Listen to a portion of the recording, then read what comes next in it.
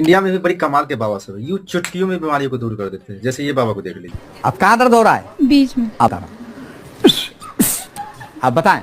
मुझे दर्द हो रहा है। बिल्कुल नहीं हो रहा। मैं प्रमाण देकर कहता हूँ, मशीन लगा ली जाए।